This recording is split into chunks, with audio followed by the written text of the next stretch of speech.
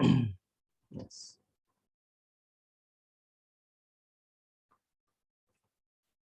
Yeah. Yeah. Good evening, everyone. So myself, I'm Vijay. I hold 16 plus years of experience, which includes 8 plus years of experience in Hadoop and Spark environment. So before I start, can anyone please confirm whether my voice is clear, whether my screen is visible or not, right?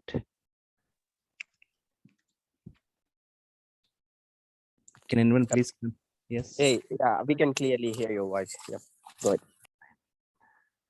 Okay. PySpark.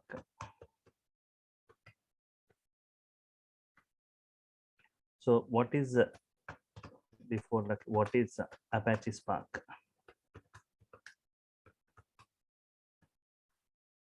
Secondly, why PySpark?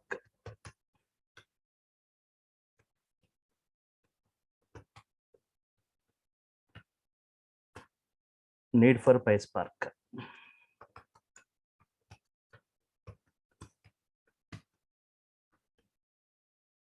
Okay, here Spark, Python versus Scala, right?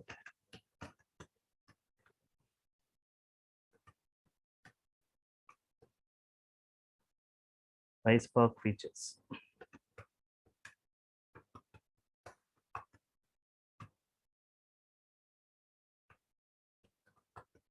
Real-time usage of PySpark.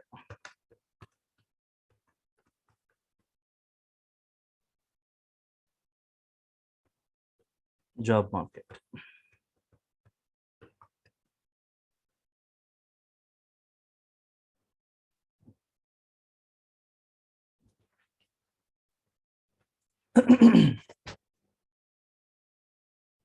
Yeah, I'll come back to your general queries, right? So if you have got any general queries, I'll come back to your queries at the end of the session, right? Yes. About the prerequisites or any other general queries, right? Okay. What is Apache Spark?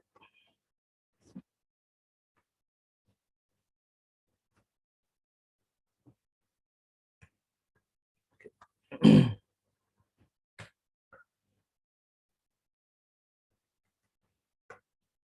It is an open source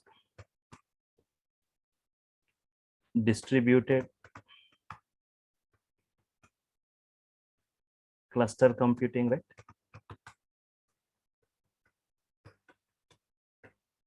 Mainly we see in-memory computing feature, in-memory computing feature, right? Framework introduced by Apache Software Foundation. So I can say it is an engine for big data analysis, processing, and computation. Apache Spark, it's an open source distributed cluster computing parallel processor style. You can say like in-memory computation with parallel process style, right?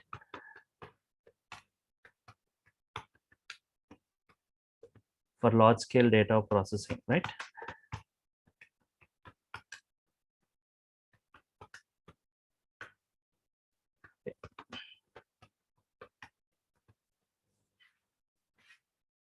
It was introduced in the year 2009, right? Apache Spark was introduced in the year. So it was donated to Apache Software Foundation. So it is an open source. So it is for big data analysis, processing, and computation, right? Okay. So here, PySpark. Why PySpark?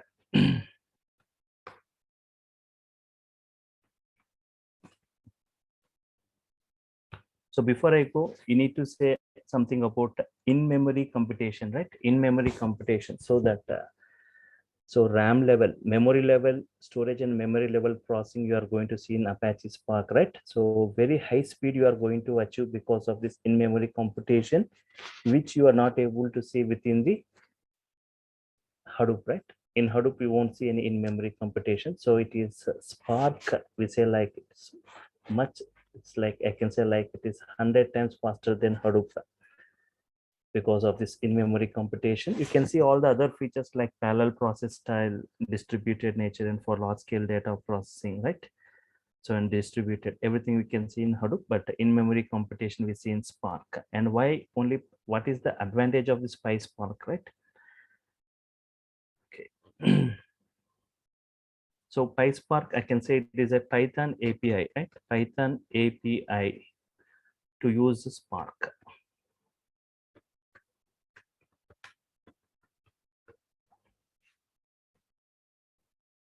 So it is a open source cluster computing which is used for big data solution.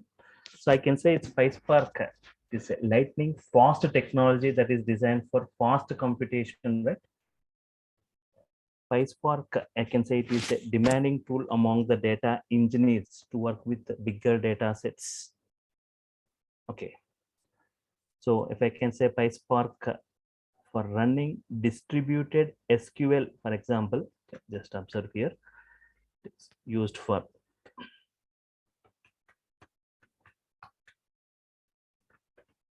distributed SQL,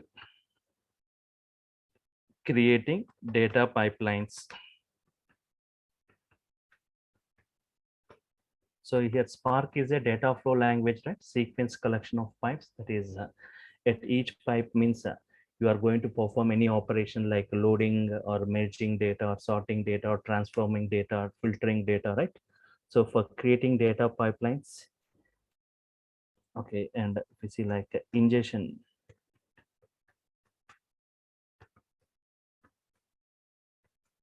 into a database, right?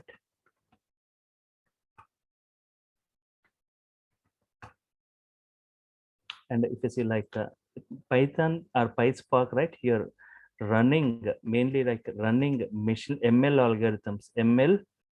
algorithms. The latest versions, right, of Spark provided some powerful libraries for machine learning, especially, and not only for running ML algorithms, working with graph algorithms, right? Working with graph algorithms.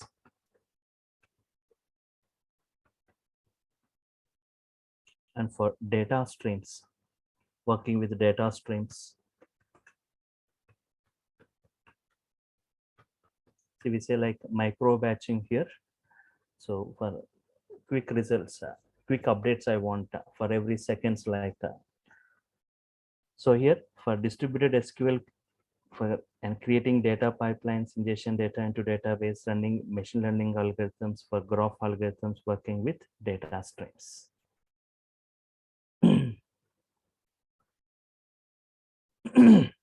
Okay. Need, what is the need for this? What is the need of this Spark PySpark, right? Yes.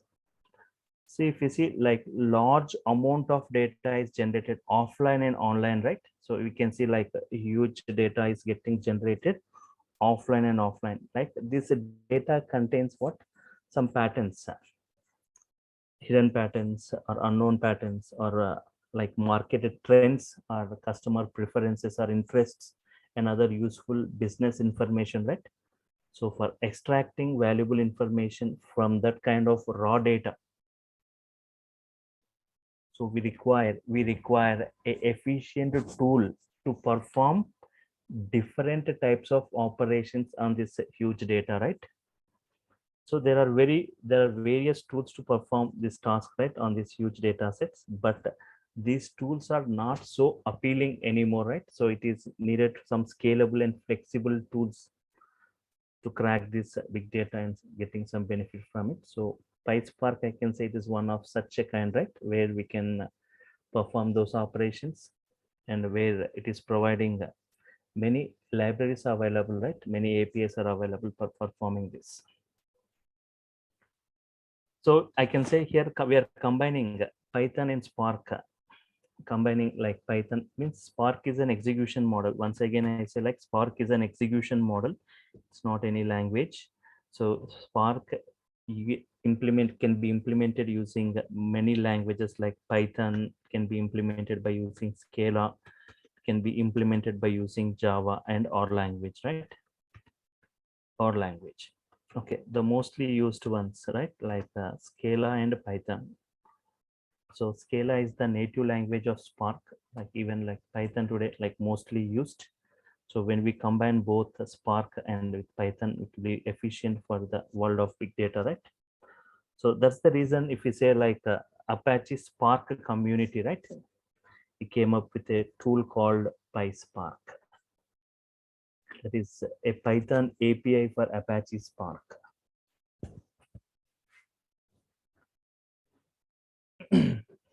So if you see like we have got many like packages are available. PySpark is one of such package, right? We have got many packages like PySpark, for example, like PySpark.sql. We have got some packages PySpark.sql, and for streaming we have got package like PySpark.streaming.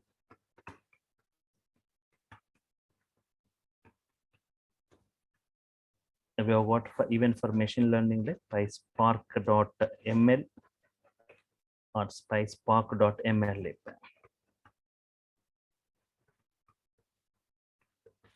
ML, right? Yes. All the above models comes along with PySpark package, right? All these are going, you are going to get along with PySpark package. So combining Python and Spark is the efficient way for solving the problems. So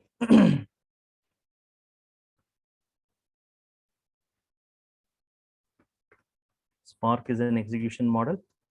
Python is a language to implement. Combined with like say PySpark. Many of you like you have worked out like difference between like see just the difference between Python, Spark, Python, and Scala, right?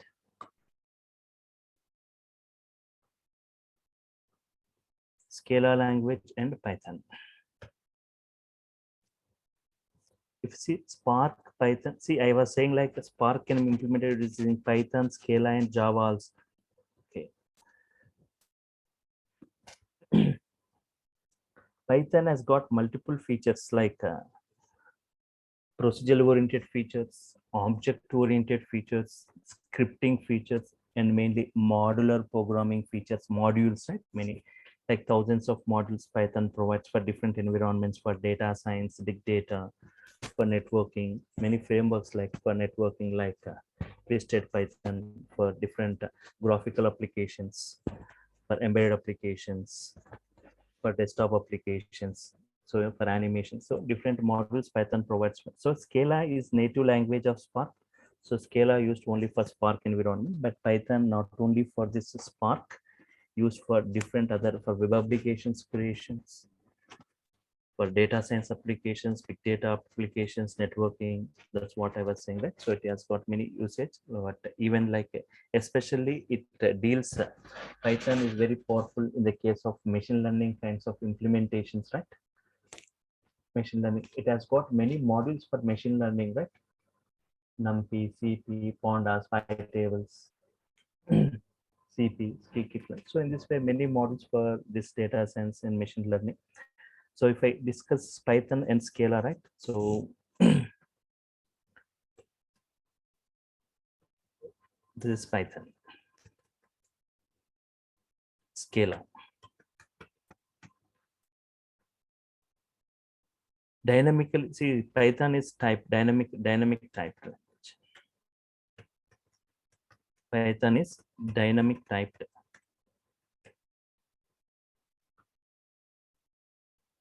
Scala is statically typed.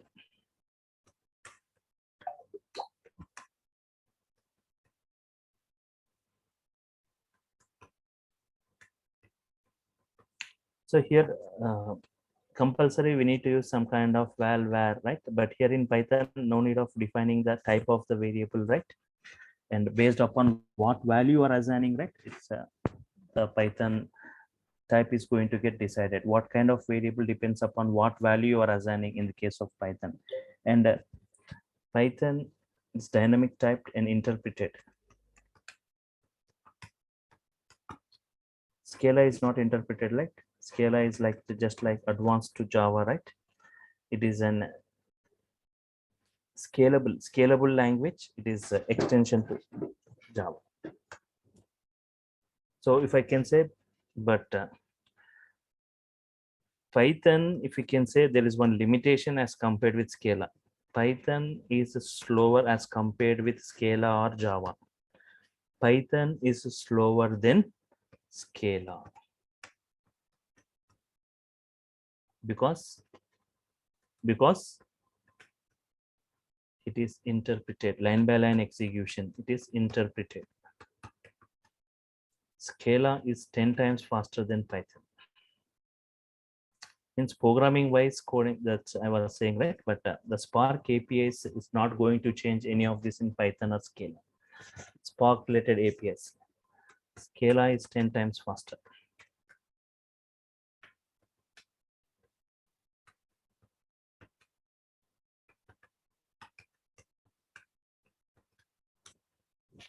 Java and Scala are faster than Python. So here, if you see, we have got Python has got huge community. PSF is a Python has huge community.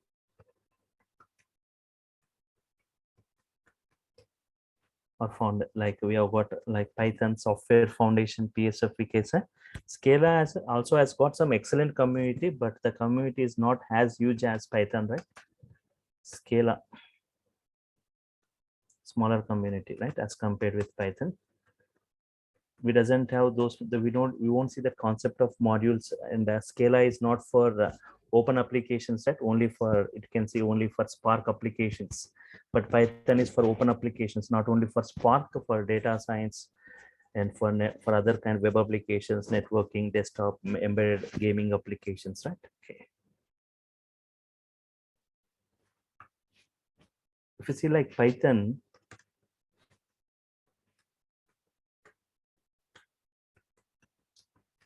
contains powerful libraries.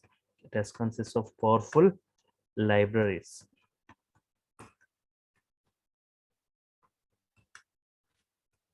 For machine learning, graph algorithm,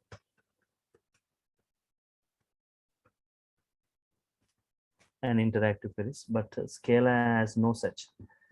Mainly the Scala, the drawback with Scala is Scala has no such libraries, right, for machine learning or graph. You have got, but not that much powerful as Python, right?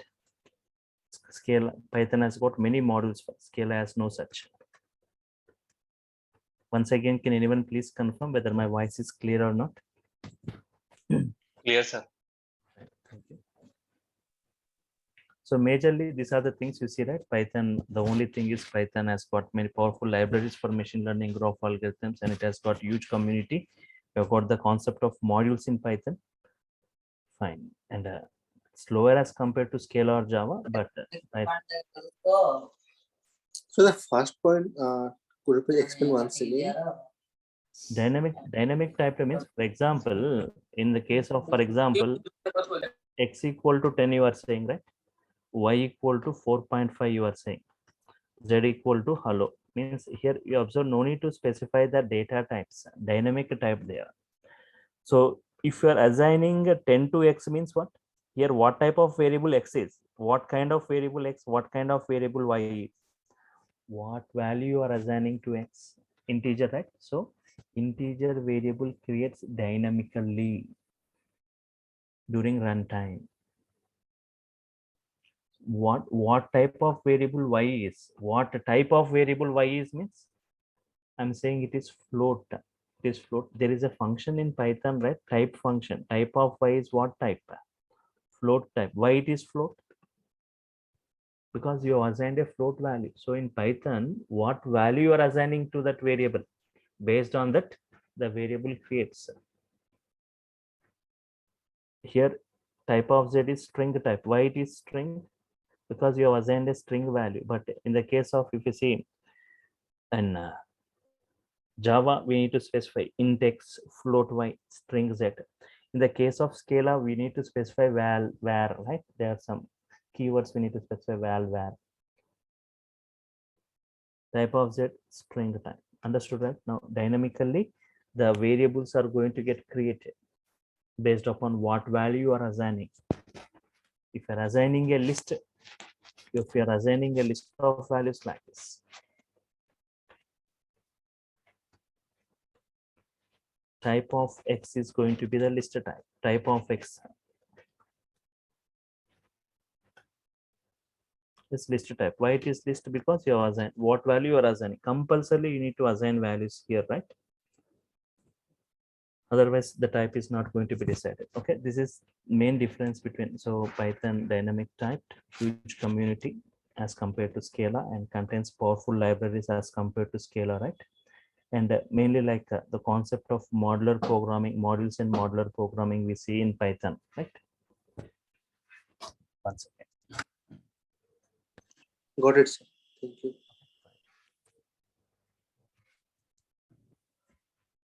again.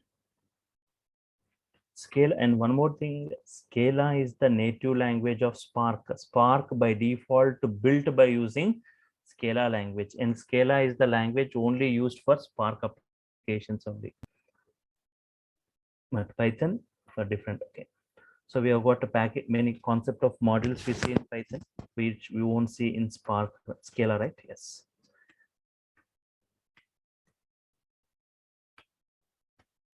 Wide varieties of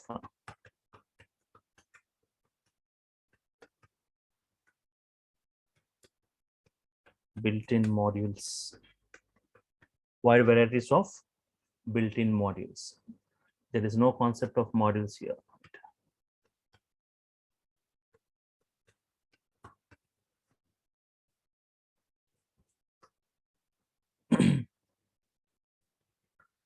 PySpark features.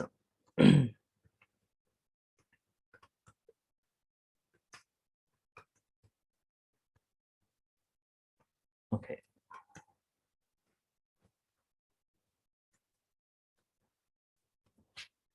So only the implementation Spark APIs or Spark execution model remains same, but only that implementation, right? Here in Python, they're like Scala. First thing is in-memory computation. In-memory computation mainly, right?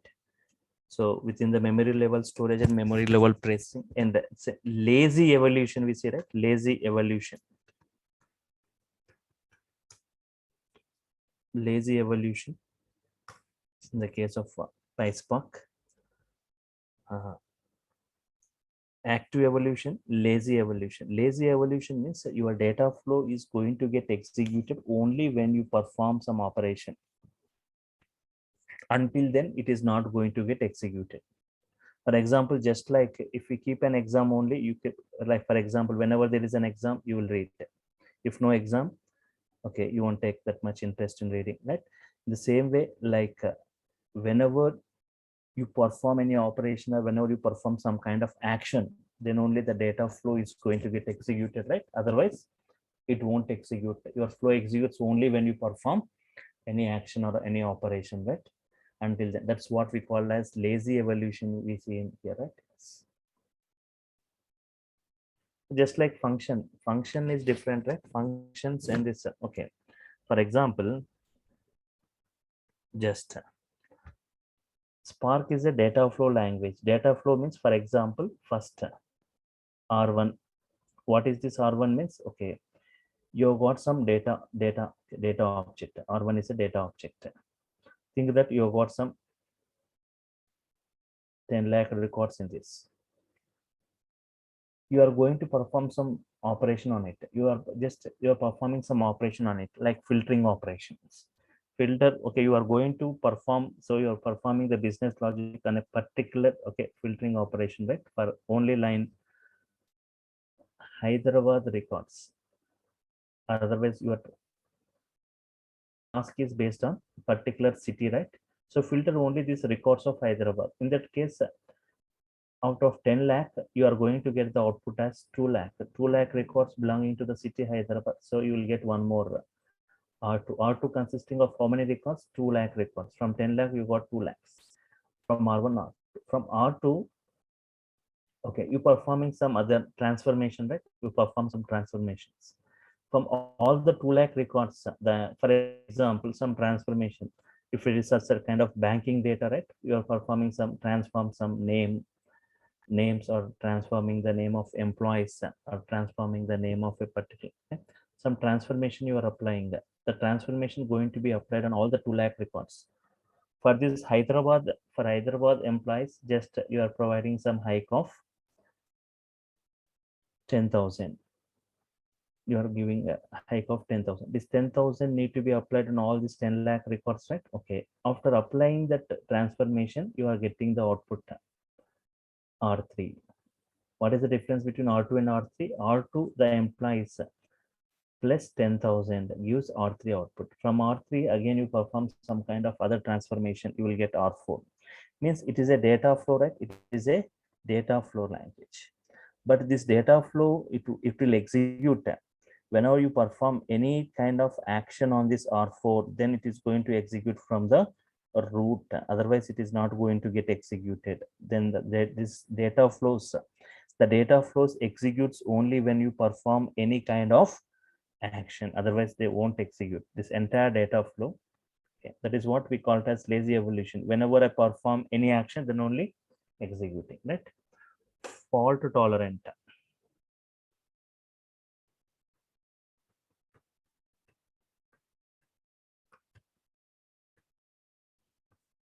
Okay.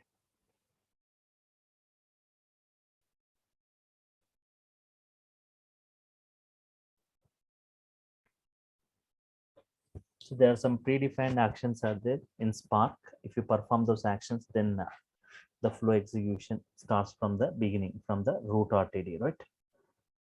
Okay. Like collect, like count, like take. So we have got some built-in actions.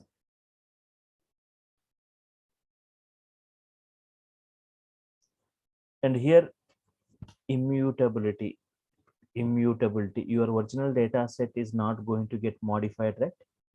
Your original data sets are data object, it's not go immutability means modifications, changes won't occur, right? Your original data object remains same, but from that you are taking the output of it and you are performing some kind of filtering, or but the original data set, from the original data set or data object, right?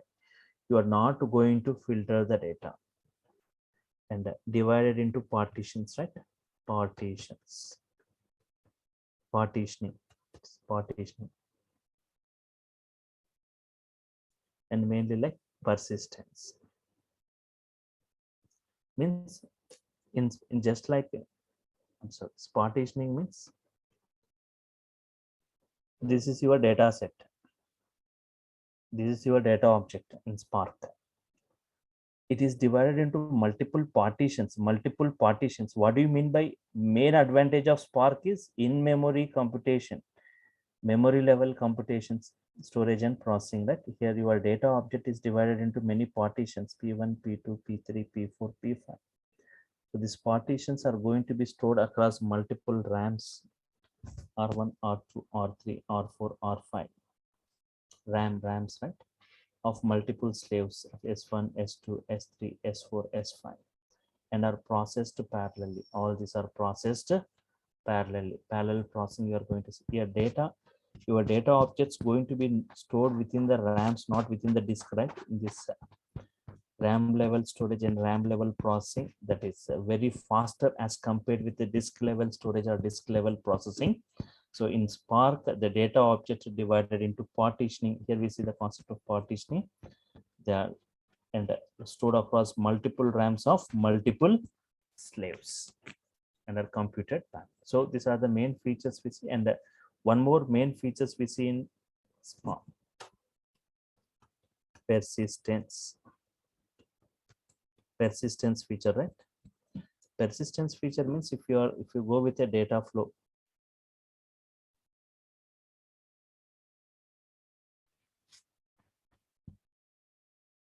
so whenever you are using a cluster, right? Spark is a cluster computing, right? So many slaves, S1, S2, S3, S4, S5, distributed RAM, right? Distributed RAM. For example, 2 GB data, right? 2 GB is divided into multiple partitions stored across multiple RAMs. of multiple slaves in process. If you take like 2 GB or 200 GB, right, it will be divided into multiple partitions, and multiple partitions stored across multiple RAMs of. So you are going to have multiple slave systems, right? So RAMs, they are going to be stored within the RAMs and are processed parallelly. Distributed RAMs you are going to see in this cluster.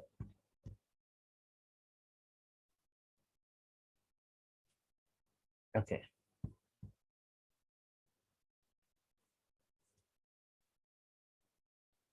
Okay. So these are the so mainly designed for. So here, if you observe this.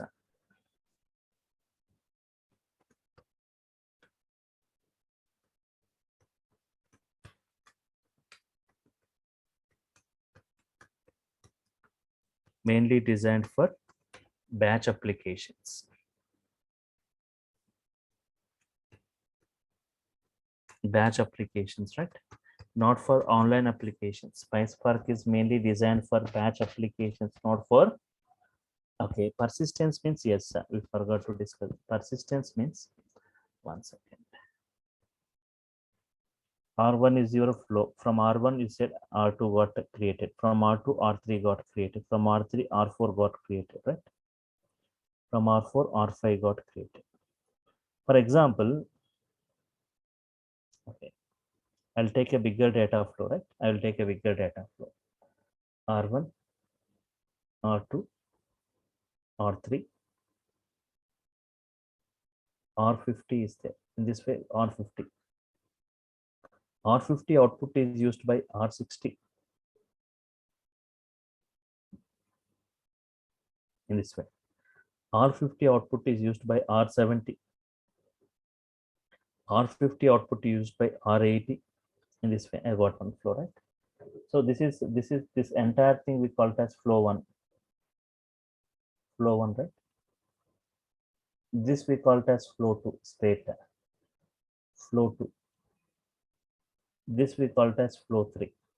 Means from R50, the flow is going in three different ways. Flow three. If you want to execute this flow one, right, you want to perform any lazy evolution. Lazy evolution means if you perform any operation in the last RTD, then only this entire flow going to get executed from the root. Okay, this 60 steps it executes and it gives the output, final output you will get, right?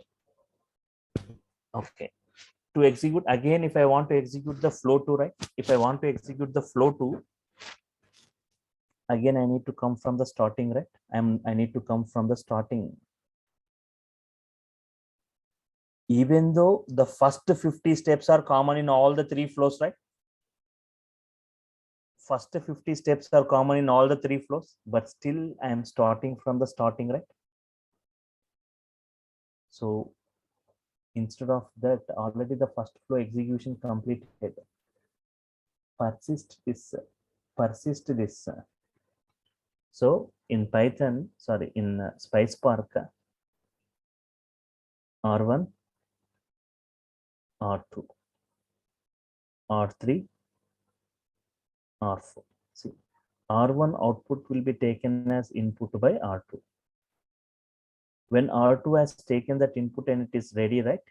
See, this R1 partitions, they are distributed across the cluster machines. Okay, they are clustered, computed. You got the output collected by, taken by the next one as the input. Now R2 partitions loaded across multiple, that is cluster machines. When R2 is ready, right, R1 is going to get removed from the RAM. R1 is going to get removed from the RAM. Resilient distributed data sets, we say RTD. I'll discuss this much in tomorrow's session. But resilient distributed data sets, we say R2 output is taken by input by R3. Once R3 is ready, right,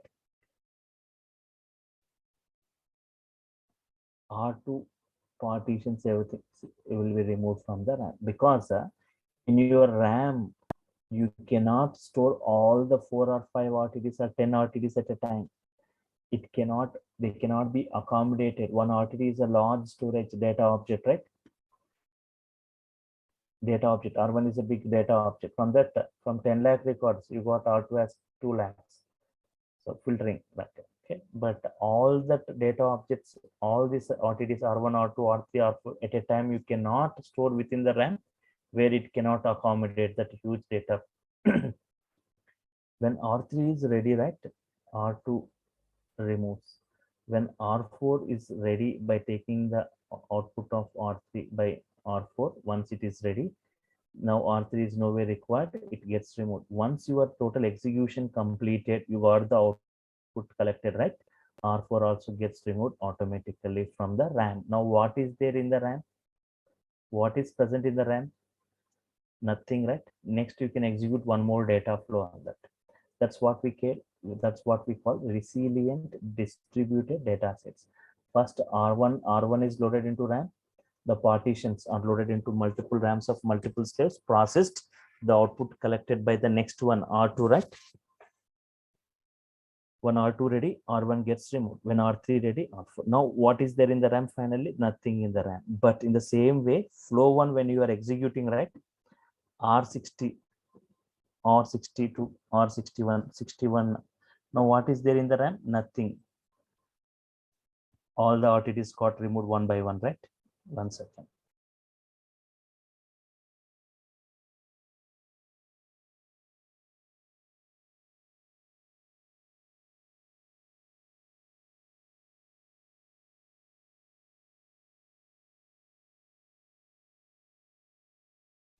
See, R50, I am persisting in the RAM. I am persisting in the RAM, right? Persisting means make that RTD available in the RAM itself, even though the next RTD is ready also, don't remove it from the RAM. So in this case, yes, exactly, right? So R60, R61, once this flow, first flow executed, right, all the RTDs removed except R50. If you are persisting any particular this RTD, right, it will remain in the RAM so that it can give output to the next flow. In the case of flow 2, no need to execute the first 50 steps, right? Directly from R50, I can take the output and I can just compute the remaining flow, right? Understanding everyone. When it is getting persisted in the RAM. Which RTD you will persist means which is mostly used by multiple flows, that one you are going to persist it, right? So here, this is what the main advantage you see in Spark. Persistence feature we see. No need to execute again the steps from the top.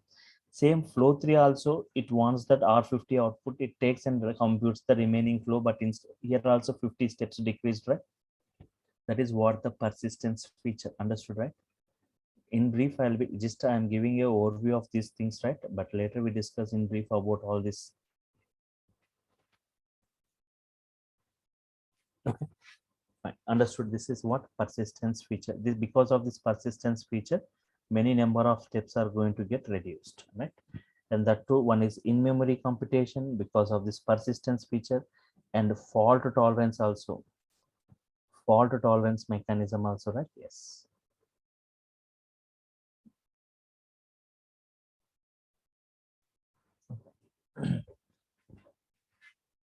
Yeah, is it clear, right, Malesh?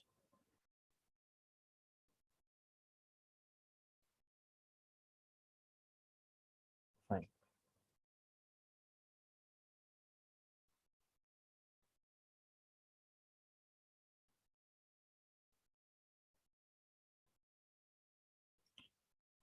Fine. So these are the features, right? Lazy evolution. Lazy evolution means whenever you submit, whenever you perform action only, then it should execute, the data flow should execute. Fault tolerance mechanism, because of any, for example, any failure, so it is going to recompute. It is not going to, the job is not going to be failed, but you are going to recompute it again, you are going to get it. Immutability means no changes in the original data. It is no changes, only the output is taken and you are performing the changes or modification. Partitioning means your data object is divided into multiple partitions stored across multiple RAMs of multiple slaves and are processed parallelly, right? Yes.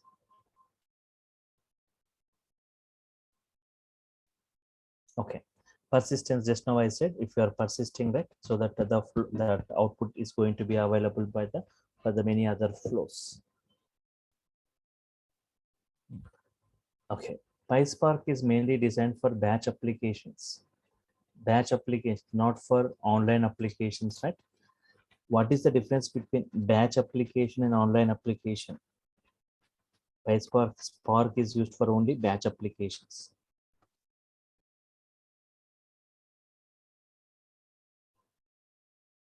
There are two types of application: batch application and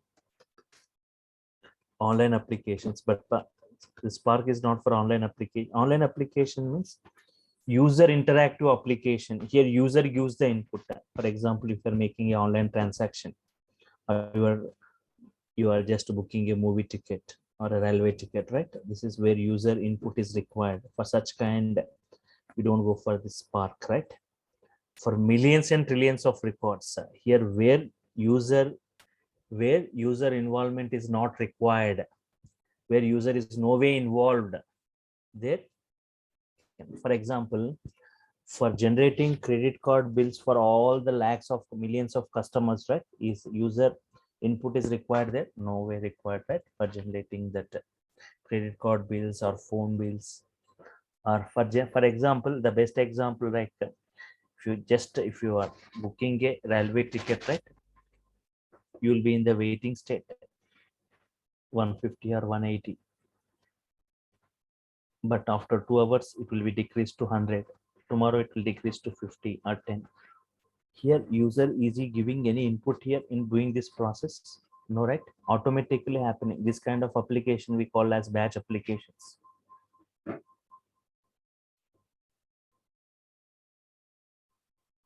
Okay, batch means millions and trillions of records, like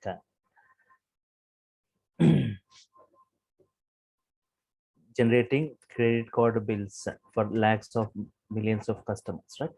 So where we see huge load on this. And PySpark is mainly designed for this batch applications, iterative algorithms.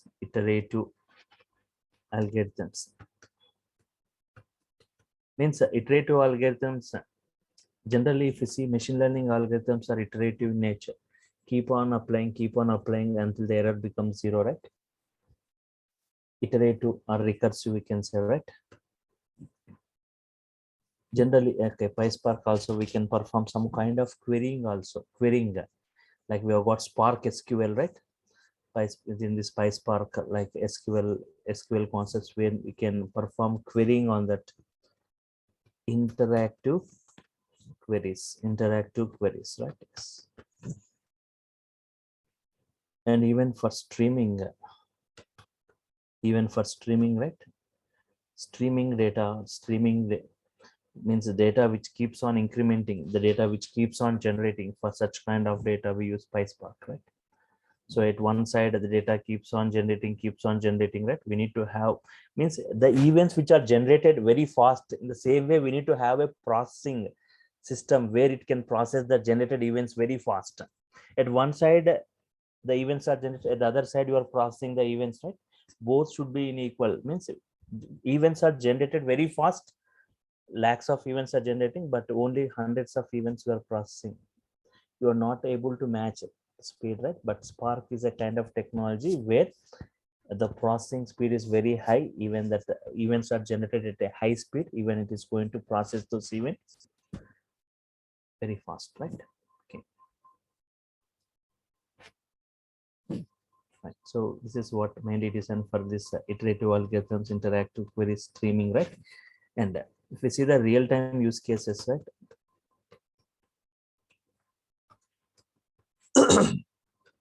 Real-time usage of the Spark. Just I'll give some examples. Real-time usage of PySpark. So you can see many areas it is used today. If you see from the last 2-3 years, especially in the commercial sector, right? In the first one, if I can say like commercial sector. Okay, in commercial sector, it's using for real-time processing. 1 second. Banks and other financial fields. See here, batch applications. Most of the, see, like banks and financial sectors, right? They use batch applications. Banks and other financial fields use Spark, right, to retrieve the customer's social media profile and analyze to gain useful insights from that for making the right decisions, right? So they extract information that is, for example, for credit risk assessment, for this targeted ads. Okay, so here Spark plays a vital role, right, in the fraud detection, are widely used in machine learning tasks, right? So in commercial sector, so the Spark, PySpark. In healthcare also, right? In healthcare today, even in the healthcare, right, the Spark and PySpark, right, is used to analyze the patient records.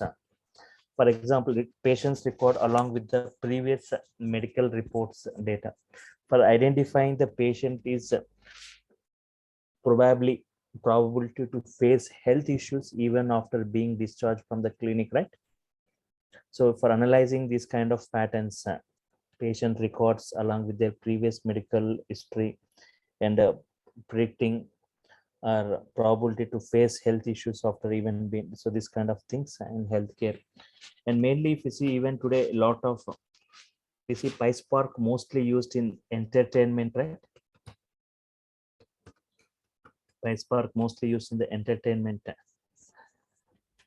It is one of the, entertainment is one of the largest sector, right, which is growing, like towards mostly it is entertainment is moving towards or growing towards online streams, right? Online streaming, towards online streaming, OTT platforms, right?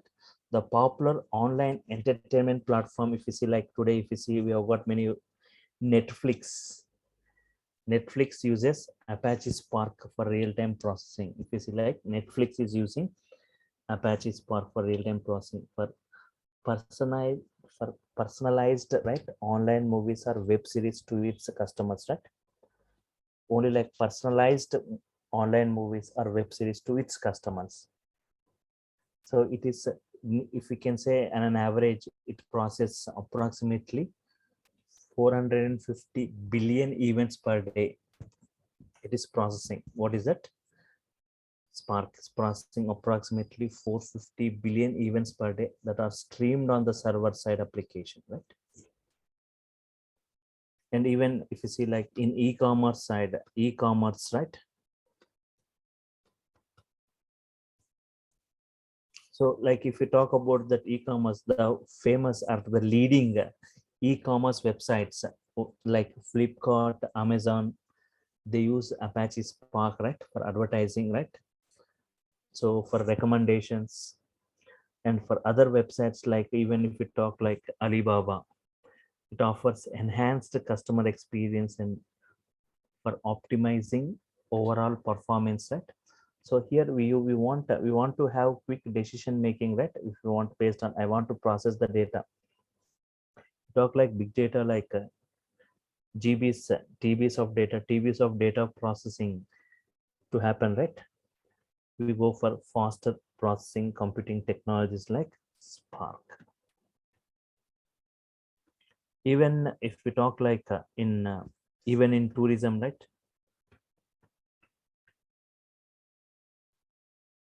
Tourism industry also, it uses Apache Spark to provide, for what? To provide advice to millions of travelers, for providing advice to millions of travelers by comparing hundreds of tourism websites.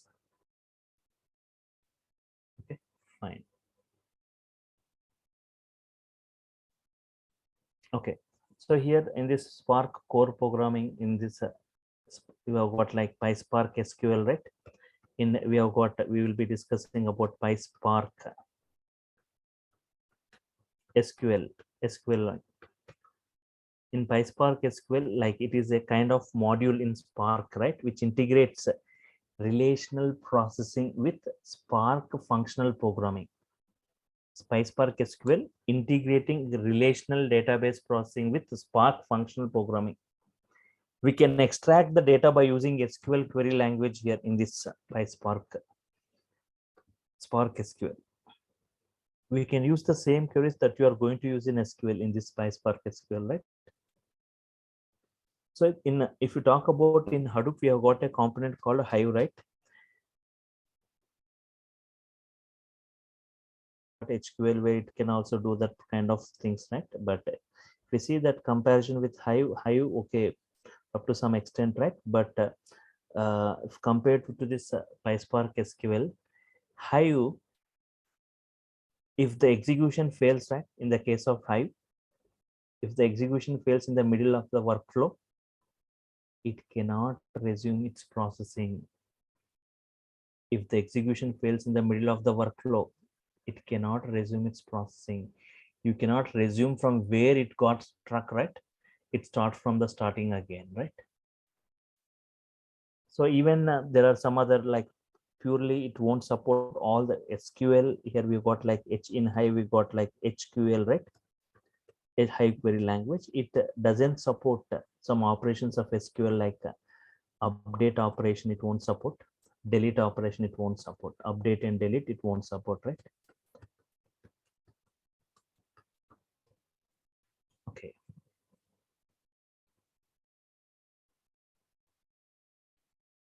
Okay.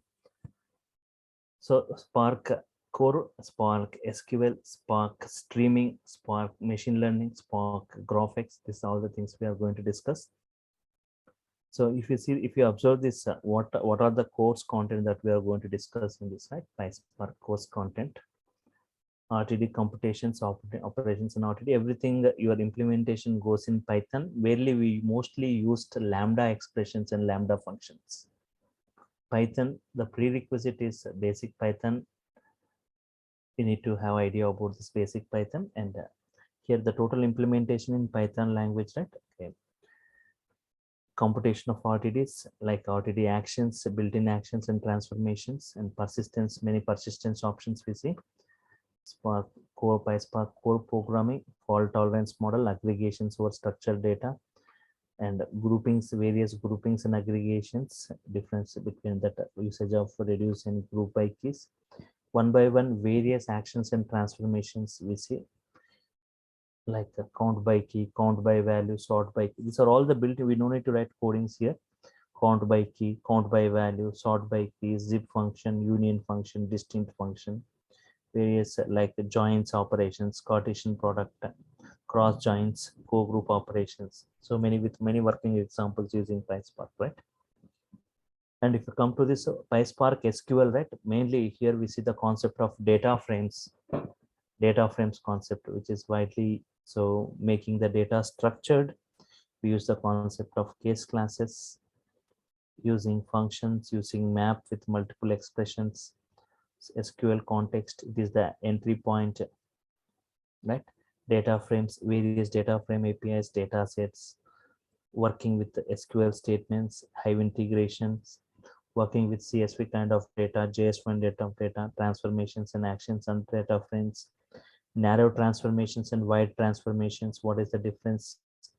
Additions of new columns, dropping of columns, renaming of columns, adding new rows, dropping rows, handling nulls, joins, window functions, writing data back to external sources. So total everything we are going to perform in this PySpark with very less codings, many inbuilt features, right? Spark APIs and Python APIs we'll be using here, right?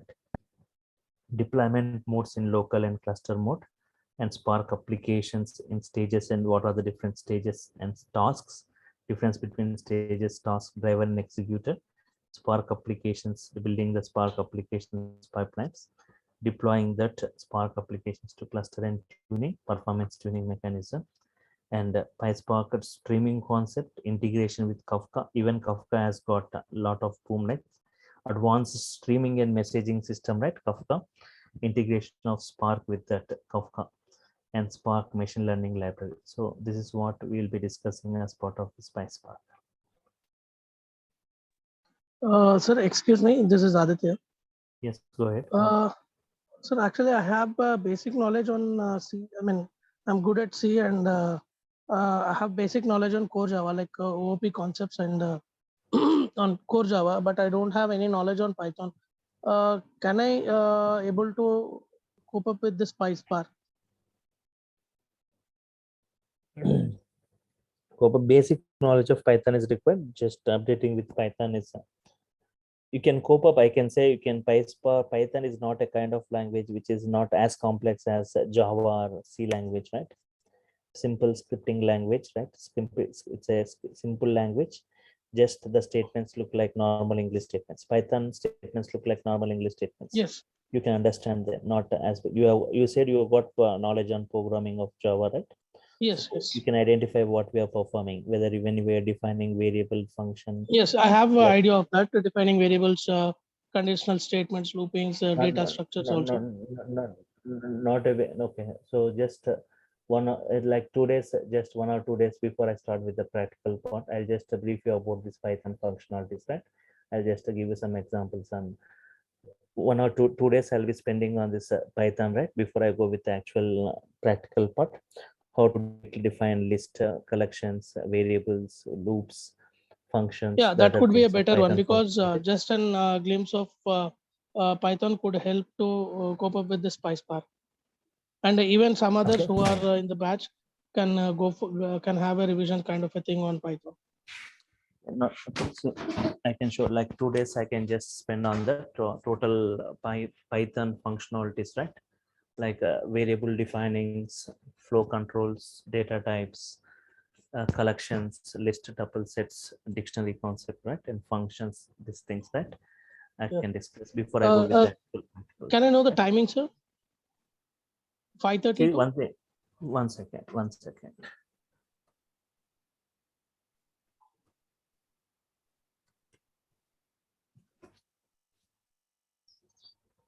So as of now, it is 5:30 to first 1 or 2 weeks, right? 5:30 to 7:30 it will be on Saturday and Sunday.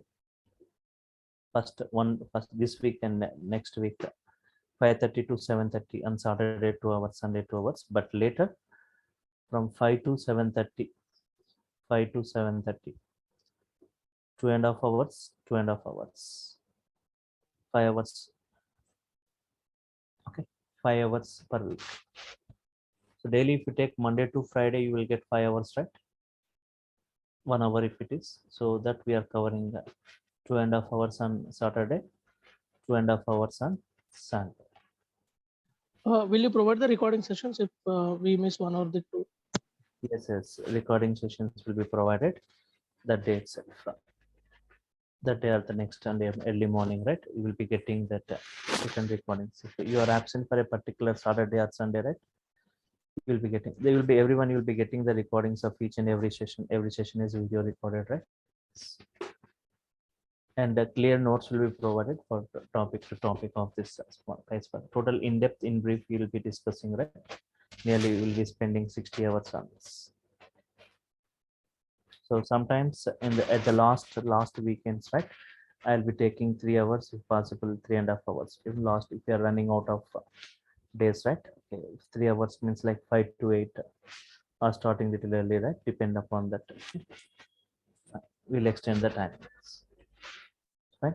That depends upon. I'll be just having a word with you people also before I go, right? 8 weeks to 10 weeks, right? 8 to 10 weeks, right? This goes with 8 to 10 weeks. In depth, in the brief, we'll be discussing about all this, right? Already Spark with Scala, we are going in this weekday. There is a weekday batch going in the evening, right? Spark with Scala programming, but PySpark is a weekend. We'll be discussing in brief, right?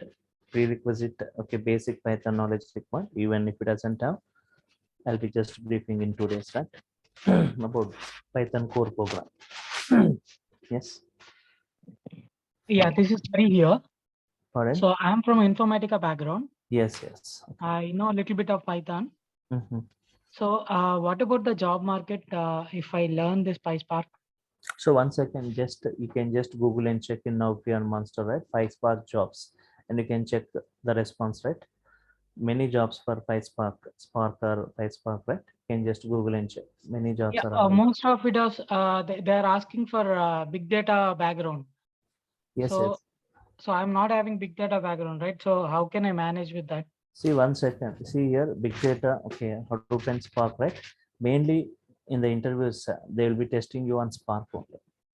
Okay. Previously only like using Hadoop. There were jobs on Hadoop only, right? Without Spark. But these days without Spark, there is no interview, right? Okay. That's what. So if you have got knowledge on Spark, and that too, not knowledge of Spark is not, you need to have command on that Spark, right? So we'll be discussing with many working examples on this. Step by step, each Yeah. functionality we'll be exploring, right? Already those who are attending my weekday batches, right? It's using Scala, we'll be exploring topic by topic with multiple examples. Okay. So the only thing is like if I don't have big data background also, this course will help me, right? Hadoop you're talking, right? Yeah, Hadoop. Yes, there are some components, okay, that you can understand, right? Okay. Hi, my name is Abhinav. My question is, like, I am working on SaaS technology, but I want to shift to this PySpark as there is a project coming. They told me to learn PySpark. Will it be easy for me to switch to PySpark? What are your knowledge? What knowledge you have got on this programming part or SQL? SaaS, and SQL I know. SaaS I am working. SaaS technology. Yeah. So here we have got many inbuilt functionalities both in Spark and in Python. We have got many inbuilt libraries models available, right? We know we are not going to write huge codings or huge tasks as we do in Java, right? So it's not a tough thing updating in this PySpark, right? You feel very simple and easier, right? Fine.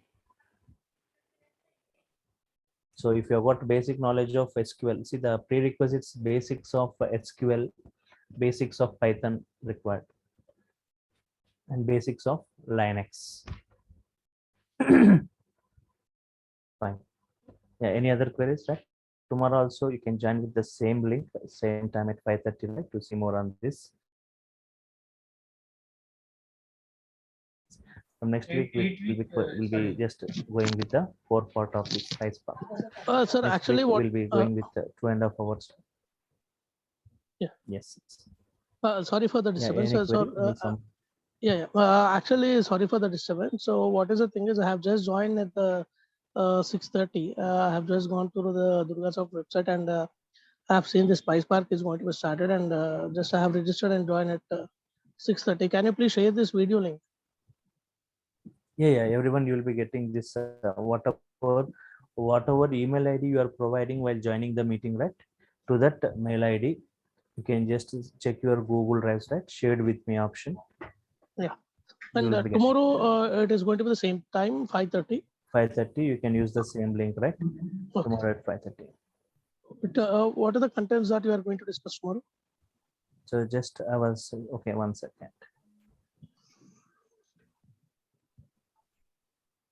Course content, like totally we deal with RTD set, resilient distributed data sets, their operations, their computations, their persistence features, and the fault tolerance mechanism, how different ways of creating them, increasing the partitioning, controlling the partitioning, aggregations and groupings, right, on this huge data. And what are the various actions and transformations one by one with working examples I'll be discussing on this actions and transformations. Total coding goes within Python, right? And so coming to this Spark SQL, right? Just making the data structured and creating tables, and that we are performing querying, right? So how to do perform that using case classes, using functions, using maps, using data frame APIs. We have got many data frame APIs are there. So data sets concepts, and Spark and Hive integration, Spark and MySQL integration, working with different types of file formats, CSV files, JSON files, transformations on these data frames, narrow and wide transformations, handling nulls, dropping rows, and adding new columns, adding dropping columns, renaming them, window functions, writing data to external sources, and deployment modes, cluster running in this local mode and cluster mode. It's different stages and tasks, driver and executor, and building Spark applications, pipelines, deploying that Spark apps to the cluster and tuning them, performance tuning mechanism, and concepts of streaming And also in that streaming, I'll just say integration with Kafka also. Before that, I'll just give the introduction on that Kafka and the Kafka components, Kafka architecture before I go with this, right? The Kafka also has got, and Spark machine learning library. Start date of this batch is from tomorrow itself. We are going to start, right? We doesn't have much. It's a weekend batch. So today just introductory. Tomorrow we'll go with the code, like the basics of this, right? Like RTD computations, the other things, right? Yes. So Vijay, that means tomorrow the actual class will start then. Yeah, tomorrow the actual class is going to start. Means totally in this Spark, right? The concept of RTD I'm going to discuss tomorrow. Okay. Resilient distributed, how exactly that RTD and the computation of RTD, these things, right? Okay. Coming to Python. So before I go with the practical part, right? So next week, before I go with the practical part, I'll just discuss the Python, right? Not now. So our discussion will be on Spark only tomorrow, not Python. So even you need to check, right, the level of the delivering of the subject, not like it's not our Python. So before I go with the practical part next week, like if before I go with the practical part, I'll be just demonstrating about the Python functionalities, right? Yes, definitely before I go with the practical part. Fine. You need to understand a lot of things before you go with the practical. Tomorrow we'll be going with that, right? Yeah, any other queries, right? Anyone, right?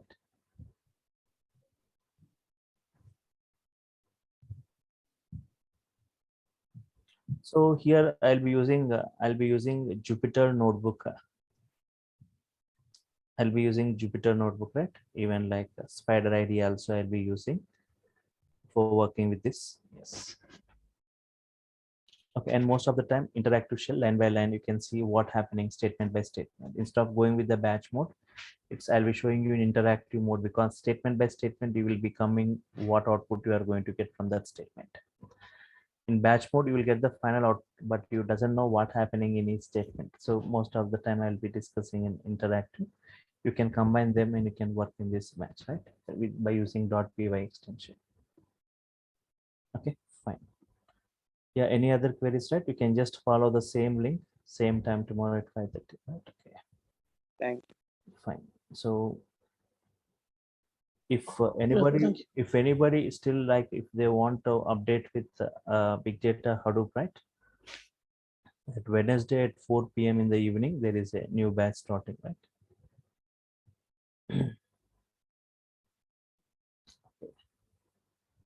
So the fee for this PySpark is 7,000.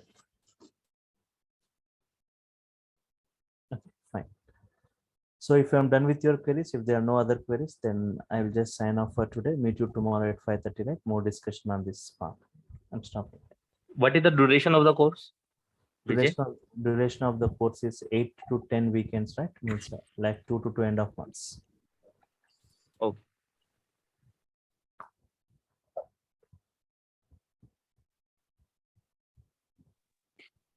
Excuse me, Vijay, 1 second. Yes, go ahead. So the Hadoop courses classes will start on Wednesday, next Wednesday. Did you attend any demo on that Hadoop? No. So on Wednesday, you can join at 4 p.m. You can just see that DURGASOFT website, right? Okay. Again, you can see that link is provided. You can join at 4 p.m. So how many classes will be there for Hadoop? How long it will be? So you can just attend the demo. Everything I'll be briefing there, right? Okay. Okay. Anyway, thanks. Thanks, Vijay.